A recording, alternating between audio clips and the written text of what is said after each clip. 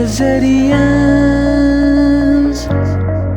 Hello students, welcome to our channel ESZ Academy. तो आज हम आपके लिए लेकर आ गए हैं EDC का लेक्चर नंबर 3, ठीक है, जिसमें आज का हमारा जो टॉपिक होगा, पूरा डिस्कशन होगा मोबिलिटी और कंडक्टिविटी पे, ठीक है। इससे प्रीवियस लेक्चर में मैंने आपको बहुत ही डिटेल में बताया था ड्रिफ्ट वेलोसिटी के बारे में, ठीक है।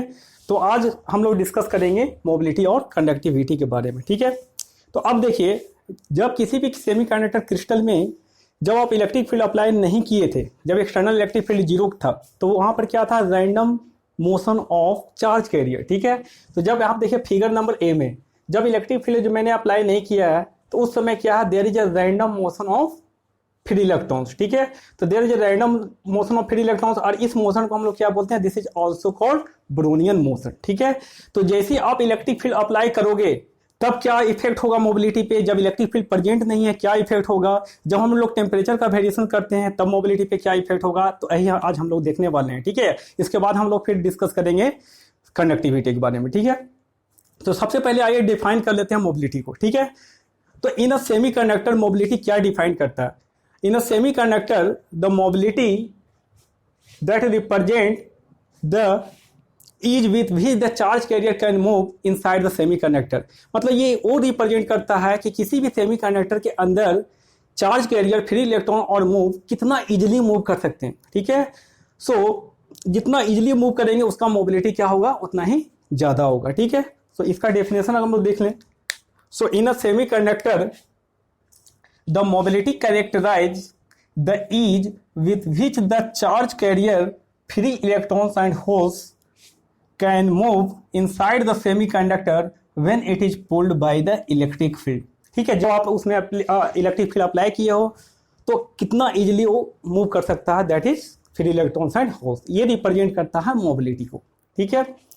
सो मोबिलिटी क्या रिप्रेजेंट करता है? Mobility represent the state of randomness और it represent the degree of freedom, ठीक है। किसी भी इलेक्ट्रॉन का किसी भी पार्टिकुलर डायरेक्शन में मूव करने की एबिलिटी को हम लोग क्या बोलते हैं, डिग्री ऑफ फ्रीडम, ठीक है। तो मान लो जितने डायरेक्शन में वो इजीली मूव कर सकता है तो उसका डिग्री ऑफ फ्रीडम उतना ही ज्यादा होगा, ठीक है। अगर 2 डायरेक्शन में इजीली मूव कर रहा है तो उसका डिग्री ऑफ फ्रीडम 2 हो जाएगा, ठीक है। 3 डायरेक्शन में मूव कर रहा है, तीनों डायरेक्शन में, तो वहां पर डिग्री ऑफ फ्रीडम क्या हो जाएगा, 3 हो जाएगा, ठीक है। सो सेकेंड पॉइंट हम लोग यहाँ पर नोट करेंगे, द मोबिलिटी रिप्रेजेंट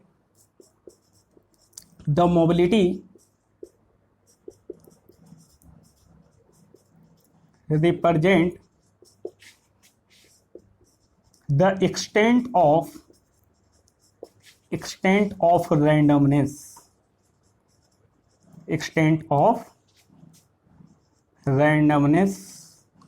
और degree of freedom,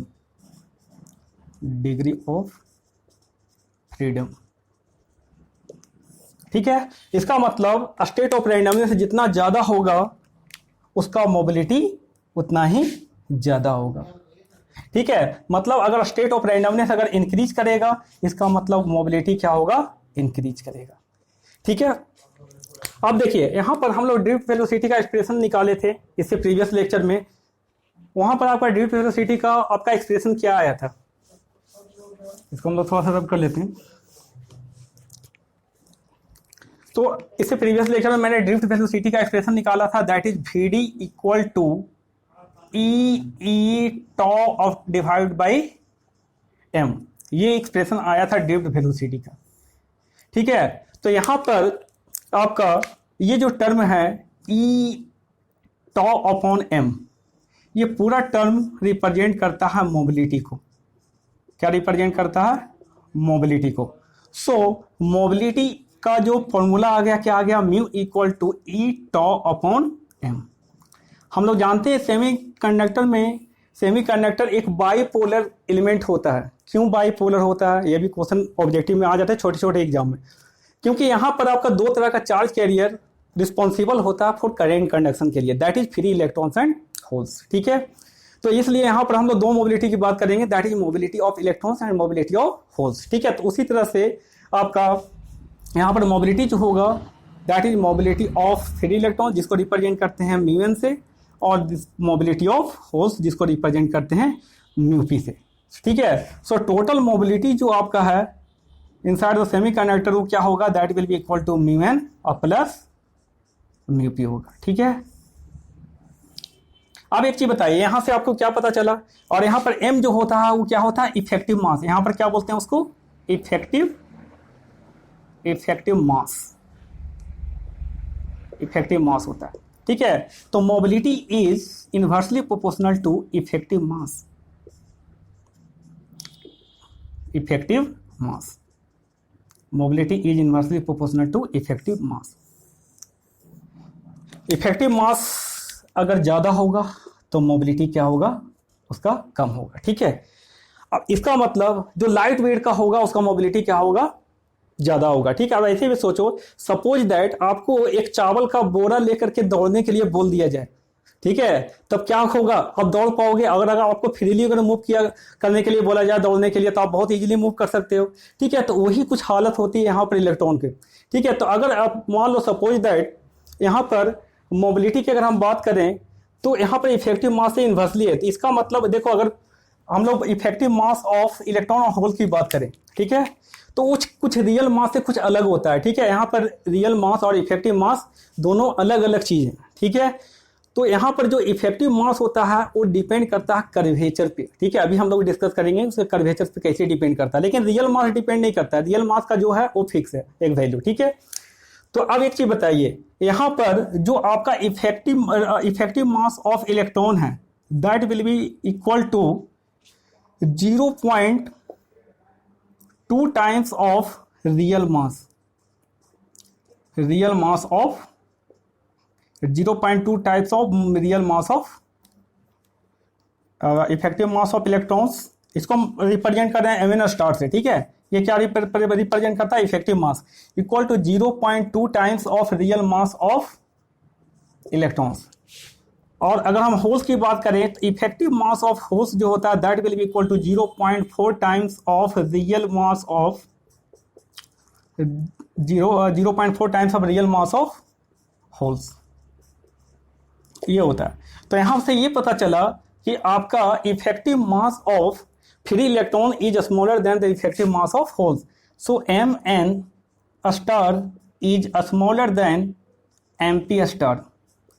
effective mass of free electron is smaller than effective mass of holes.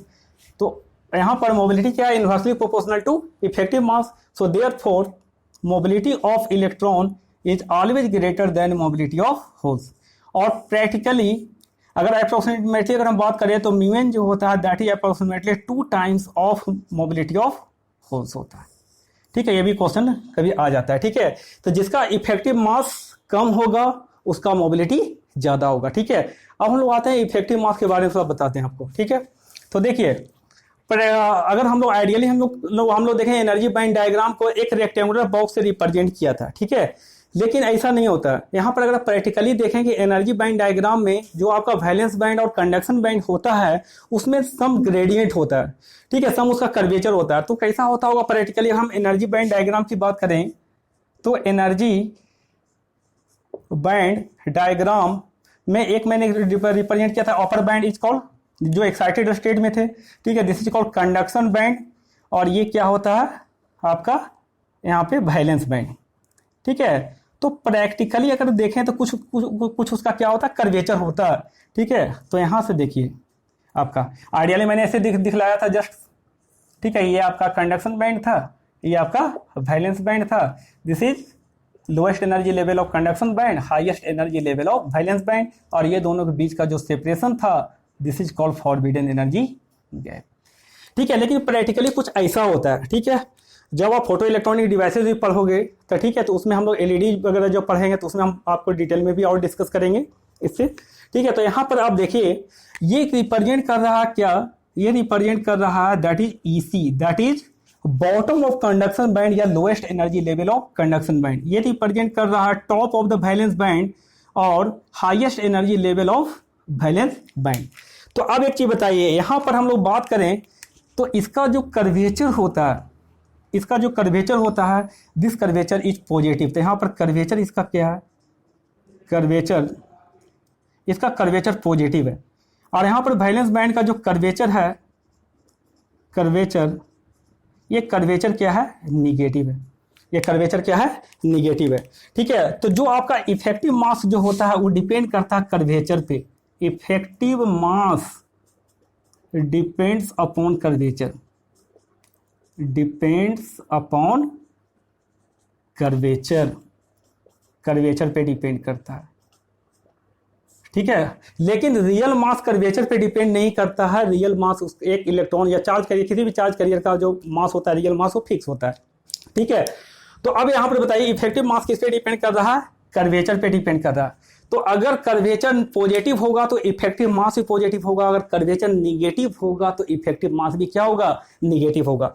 तो अगर मैं कंडक्शन बैंड में बात करूं तो कंडक्शन बैंड में कर्वेचर क्या है, निगेटिव है। तो यहाँ पर अगर हम इफेक्टिव मास ऑफ इलेक्ट्रॉन की बात करें, ठीक है, कंडक्शन बैंड में, तो यहाँ पर क्या होगा, दैट इज पॉजिटिव इफेक्टिव मास होगा। यहाँ पर अगर हम बात करें तो यहाँ पर आपका जो इफेक्टिव मास होगा दैट इज निगेटिव होगा। ठीक है, ये आप ध्यान रखिएगा। कंडक्शन बैंड में क्या होता है, कर्वेचर पॉजिटिव होता है जिसके कारण उसका इफेक्टिव मास पॉजिटिव होता है। वैलेंस बैंड का कर्वेचर निगेटिव होता है जिसके कारण उसका इफेक्टिव मास क्या होता है, निगेटिव होता है। ठीक है, तो ये आपको समझना होगा। ठीक है, तो सो रियल मास और इफेक्टिव मास के बीच में बेसिक डिफरेंस क्या है, आप इतना समझो। ठीक है, कि real mass does not depends upon curvature but effective mass depends upon the curvature. ठीक है, तो अब यहाँ पर हम लोग आते हैं। अब देखिए, अब यहाँ पर क्वेश्चन आता है कि आपका जो मोबिलिटी का वेरिएशन टेम्परेचर के साथ में कैसे वेरी करेगा, और मोबिलिटी इलेक्ट्रिक फील्ड के साथ में किस तरह से वो वेरी करता है। ठीक है, तो आइए इसको हम लोग डिटेल में डिस्कस करते हैं। ठीक है, देखिए,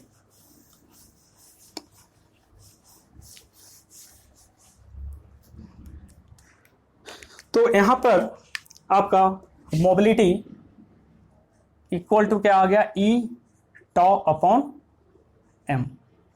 एम क्या है, यहां पर इफेक्टिव मास है, और टाउ क्या है, रिलैक्सेशन टाइम है।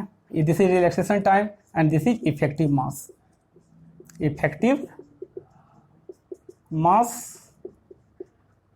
और ये क्या होता है, रिलैक्सेशन टाइम, सेशन टाइम। ठीक है, तो आप एक चीज बताइएगा, मैंने बताया अगर मान लो अगर हम मोबिलिटी वर्सेस टेम्परेचर की बात करें, ठीक है, mobility versus temperature, mobility versus temperature, ये क्वेश्चन आता है।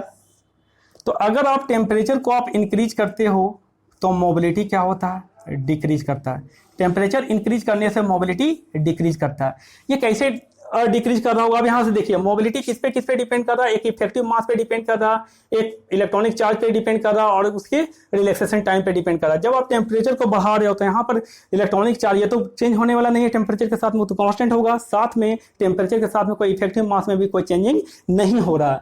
तो यहाँ से क्या पता चला कि जब आप टेम्परेचर को चेंज कर रहे हो तो उस समय क्या हो रहा होगा, रिलैक्सेशन टाइम। मैंने बताया था कि जब आप टेम्परेचर इंक्रीज करते हो तो क्या होता है, क्रिस्टल में कोवैलेंट बॉन्ड ब्रेक करते हैं, इलेक्ट्रॉन होल पेयर जनरेट होता है, जिसके कारण क्या होता है, क्राउडिंग बढ़ता है, जिसके कारण क्या होगा, रेट ऑफ कॉलिजन क्या होगा, बढ़ेगा, तो एवरेज कॉलिजन टाइम घट जाता है। ठीक है, तो आप बताओ टेम्परेचर बढ़ने से हो क्या रहा था, टेम्परेचर बढ़ने से आपका कोवैलेंट बॉन्ड ब्रेक किया था, और कोवैलेंट बॉन्ड ब्रेक करने से क्या हुआ, इलेक्ट्रॉन होल पेयर जनरेट हुआ, इलेक्ट्रॉन होल पेयर जनरेट हुआ था, जिसके कारण क्राउडिंग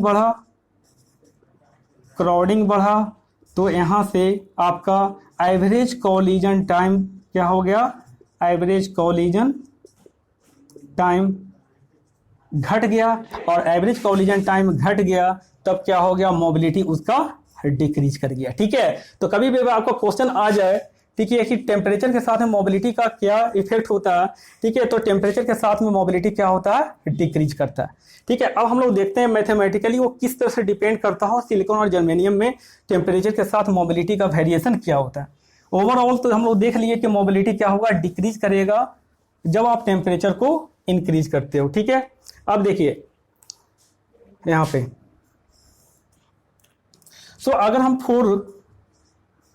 फॉर सिलिकॉन के लिए बात करें, ठीक है, फॉर सिलिकॉन के लिए तो मोबिलिटी जो होता है, ऐसे mobility is inversely proportional to T to the power of M होता है। ठीक है, तो यहाँ पर एम को क्या बोल रहे हैं हम लोग, मटेरियल कांस्टेंट बोलते हैं हम लोग यहाँ पर, क्या मटेरियल कांस्टेंट। और ये मटेरियल कांस्टेंट का जो वैल्यू होता है m equal to 2.54 electrons and 2.74 holes. ये सिलिकॉन क्रिस्टल की अगर हम बात करें तो यहाँ पर मटेरियल कांस्टेंट का वैल्यू 2.54 इलेक्ट्रॉन एंड 2.74 होल्स। ठीक है, अगर मैं जर्मेनियम की बात करूं, जर्मेनियम के लिए, तो यहाँ पर मटेरियल कांस्टेंट का जो वैल्यू होता है, ठीक है, मटेरियल कांस्टेंट का 1.664 इलेक्ट्रॉन्स एंड 2.334 होल्स होता है। ठीक है, अब एक चीज बताइए, ठीक है, कि that is mobility that is inversely proportional to T to the power of m। ठीक है, तो यहां पर मटेरियल कांस्टेंट जिसका ज्यादा होगा, मोबिलिटी उतना ही तेजी से डिक्रीज करेगा विथ इंक्रीज इन टेम्परेचर। अब यहां पर देखिए सिलिकॉन के लिए देखें तो मटेरियल कांस्टेंट का वैल्यू 2.54 इलेक्ट्रॉन 2.74 होल है। ठीक है, जर्मेनियम के लिए 1.664 इलेक्ट्रॉन एंड 2.334 होल्स है। ठीक है, सो यहां पर क्वेश्चन आया था कि टेम्परेचर का ज्यादा इफेक्ट मोबिलिटी पे किसमें होता है, सिलिकॉन में या जर्मेनियम में। ठीक है, तो जिसमें मटेरियल कांस्टेंट का वैल्यू ज्यादा होगा। सो पहला पॉइंट इसमें तो ये आ गया कि जब हम लोग टेम्परेचर जब इंक्रीज करते हैं तो मोबिलिटी ऑफ होल्स ज्यादा तेजी से घटता है as compared to mobility of electron, क्योंकि मटेरियल कांस्टेंट ऑफ होल्स देखो दोनों केस में ज्यादा है। ठीक है, mobility that is material constant of holes silicon के केस में भी ज्यादा है और जर्मेनियम के केस में भी ज्यादा है एज कंपेयर टू इलेक्ट्रॉन्स। ठीक है, so material constant of electron क्या है, this is greater then material constant of holes है। ठीक है, तो जब हम लोग यहाँ पर पहला पॉइंट यह हो गया कि when temperature increases the rate of decrement of mu P is greater than mu N. ठीक है, मतलब टेम्परेचर इंक्रीज करने से mobility of holes faster rate से डिक्रीज करता है एज कंपेयर टू इलेक्ट्रॉन्स। ठीक है, सो आप ऐसे समझो, अगर ऐसे थोड़ा सा टफ लग रहा होगा, ठीक है, तो आप ऐसे समझिए, with increase in temperature the mobility of holes decreases at a faster rate than electrons. ठीक है, तो ये तो पहला पॉइंट हो गया। दूसरा चीज आप ये देख लीजिए कि यहां पर मटेरियल कांस्टेंट सिलिकॉन के केस में ज्यादा है। ठीक है, तो दूसरा क्वेश्चन इसमें ये आता है कि टेम्परेचर इंक्रीज करने पे मोबिलिटी ज्यादा किसमें डिक्रीमेंट होगा, किस रेट से, तो सिलिकॉन में ज्यादा होगा। ठीक है, सो सेकंड पॉइंट यहां पर आ जाएगा, with increase in temperature the mobility of charge carrier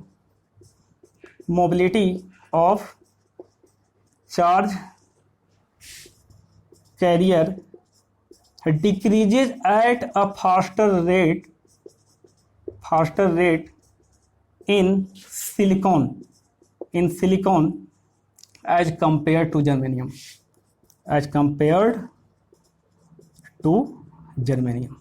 ठीक है, ये आप नोट कर लीजिए। चलिए अब हम लोग आगे बढ़ते हैं। ठीक है, ये तो होगा टेम्परेचर का इफेक्ट। अब देखिए इलेक्ट्रिक फील्ड के साथ में कैसे वेरी कर रहा होगा। जब आप इलेक्ट्रिक फील्ड अप्लाई कर रहे हो तो देखो फिगर नंबर 2 में, ठीक है, जब मैंने इलेक्ट्रिक फील्ड अप्लाई किया, there is a directed motion of free electrons. आप ऐसे समझो, सपोज दैट आप पे कोई प्रेशर ना हो, ठीक है, आपका सपोज दैट आपके गार्जियन आपको बहुत छूट दिए हुए हैं, ठीक है, तो आप क्या करोगे, बहुत फ्रीली और रैंडमली मूव करोगे, जहां मन होगा वहां जाओगे।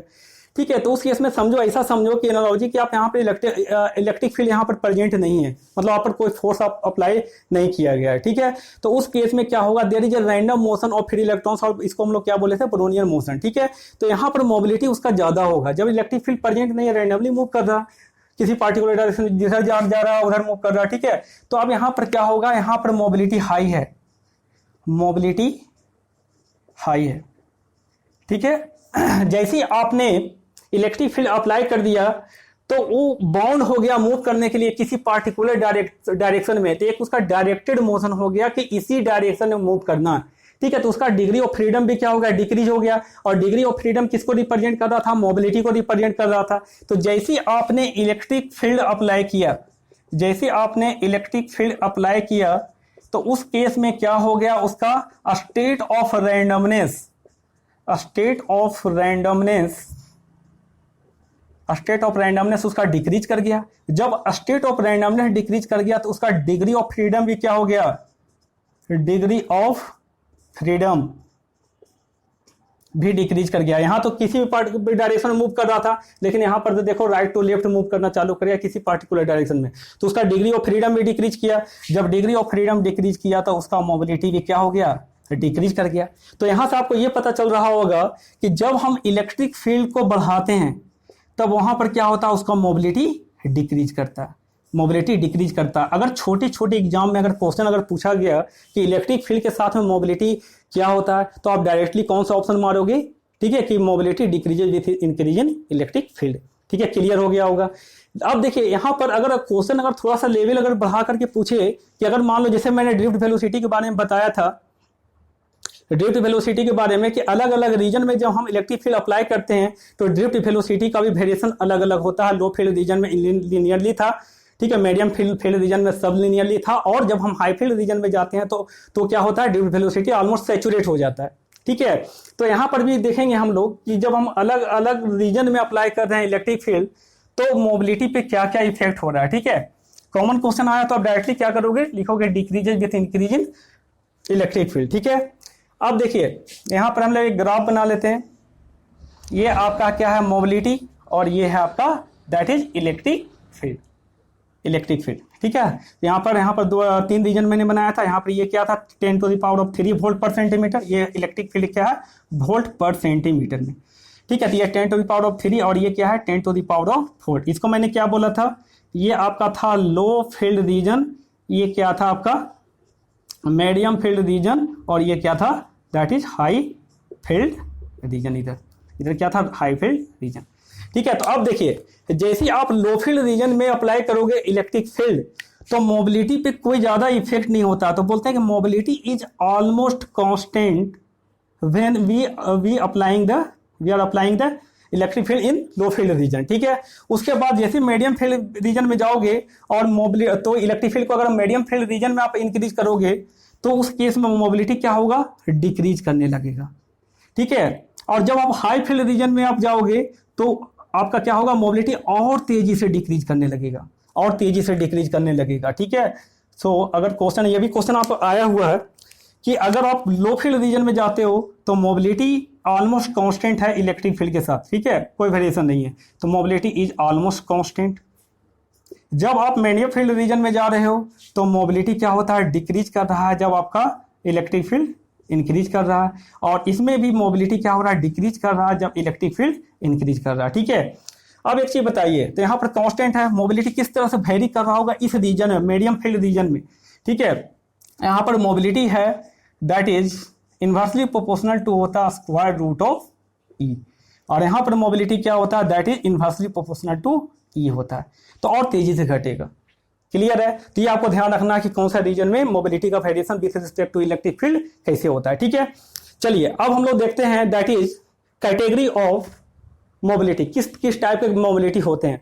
ठीक है, तो पूरे सेमीकंडक्टर में दो टाइप का मोबिलिटी यहाँ पे होता है। ठीक है, ऐसे चार्ज कैरियर के बेसिस पर तो आपको पता चल गया कि मोबिलिटी ऑफ इलेक्ट्रॉन्स होंगे और मोबिलिटी ऑफ होल्स होगा, लेकिन कौन कौन मैकेनिज्म के कारण वो मोबिलिटी होता है, तो यहाँ पर बोलते हैं कि दो तरह का मोबिलिटी होगा, दैट इज दो स्कैटरिंग के कारण होता है, that is due to the lattice scattering and due to the impurity scattering. ठीक है, तो आइए देखते हैं ये दोनों होता क्या, impurity scattering and that is lattice scattering. ठीक है, अब देखिए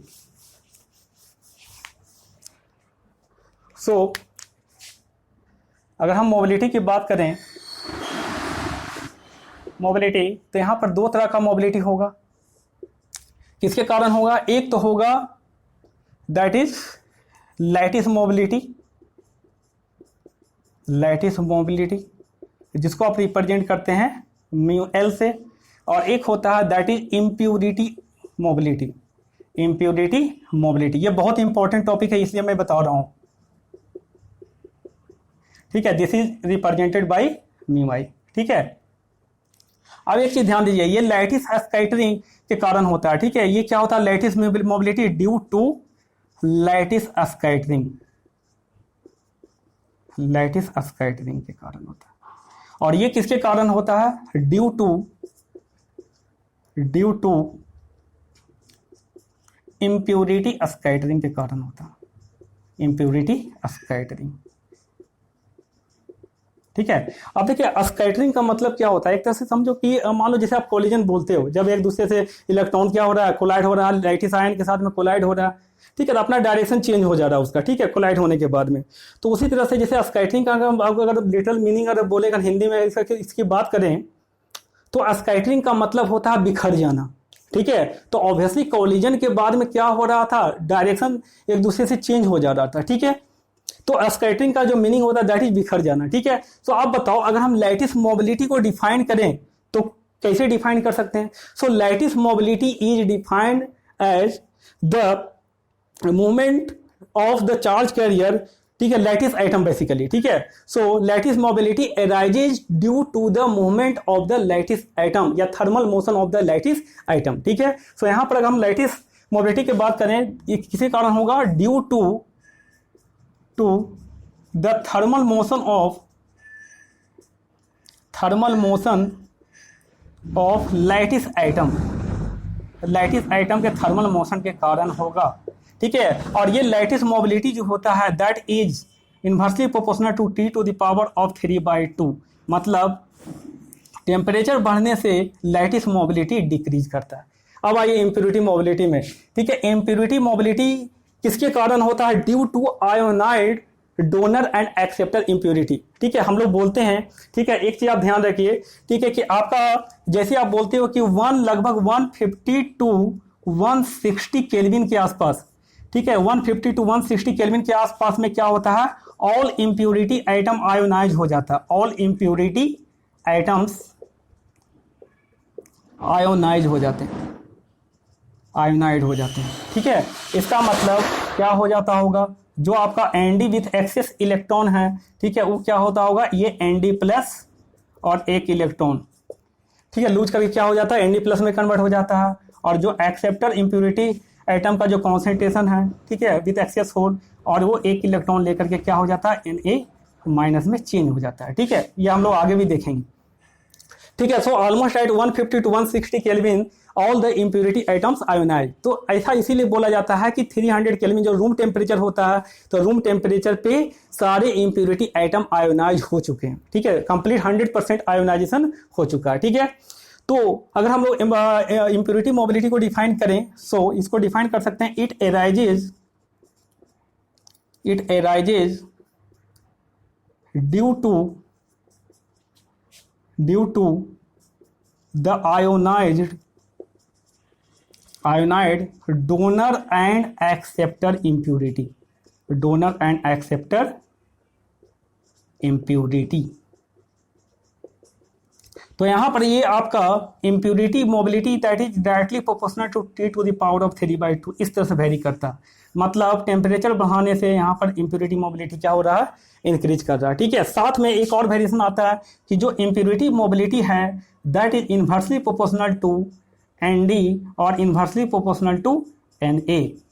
एनए और एनडी क्या होता है, this represent the concentration of donor impurity and concentration of acceptor impurity. ठीक है, तो ये इससे क्या होता है, इन्वर्सली रिलेटेड होता है। अगर आप इम्प्योरिटी बढ़ा रहे हो, ठीक है, इम्प्योरिटी को बढ़ा रहे हो, ज़्यादा डोपिंग कर रहे हो, तो उस केस में क्या होगा, उसका इम्प्योरिटी मोबिलिटी डिक्रीज करता है। ठीक है, ठीक है, सो टोटल मोबिलिटी कितना हो जाएगा, आप देखिए यहाँ पर। So total mobility is given by, so total mobility, ठीक है, टोटल मोबिलिटी जो होगा दैट इज म्यू टोटल से रिप्रेजेंट कर रहे हैं। ठीक है, तो ये इस तरह से रिप्रेजेंट करते हैं, ये 1/म्यू total equal to 1/μL plus 1/μI। ठीक है, और साथ में टोटल जो आपका कोलिजन टाइम या रिलैक्सेशन टाइम है that will be equal to 1/, ठीक है, स्कैटरिंग टाइम ड्यू टू क्या हो जाएगा, लैटिस स्कैटरिंग। ठीक है, और प्लस 1/τI, ये आपका होता है। ठीक है। अब देखिए यहाँ पर टेम्परेचर के साथ में इस तरह से वेरी कर रहा था। अगर हम लोग ओवरऑल मोबिलिटी देखें, ओवरऑल जो मोबिलिटी होगा mu T as a function of temperature के साथ में, ठीक है। लैटिस मोबिलिटी क्या हो रहा था, टेम्परेचर के साथ में डिक्रीज कर रहा था नॉन लिनियरली, तो इस तरह से डिक्रीज कर रहा, ठीक है। और इम्प्योरिटी मोबिलिटी क्या हो रहा था, इम्प्योरिटी मोबिलिटी इंक्रीज कर रहा था as a function of temperature, इस तरह से। ये क्या था, mu I directly proportional to T to the power of 3/2, और ये क्या था, mu L is inversely proportional T to the power of -3/2, ठीक है। एक पार्टिकुलर टेम्परेचर होगा, this is called Curie temperature और क्रिटिकल टेम्परेचर। इस टेम्परेचर पे क्या होगा, आपका दोनों आपस में बराबर हो जाएंगे, ठीक है। That is at T equal to T C mu I equal to mu L, ये दोनों आपस में क्या हो जाते हैं, बराबर हो जाते हैं, ठीक है। तो ये तो था पूरा ओवरऑल मोबिलिटी के बारे में, ठीक है। ये लेक्चर काफ़ी लंबा हो रहा है, तो ठीक है। तो कंडक्टिविटी के बारे में हम लोग नेक्स्ट लेक्चर में डिस्कस करेंगे, ठीक है। अगर वीडियो अच्छी लगी तो लाइक करें, शेयर करें, सब्सक्राइब करें, ठीक है। मिलते हैं हम लोग नेक्स्ट लेक्चर में। Thank you.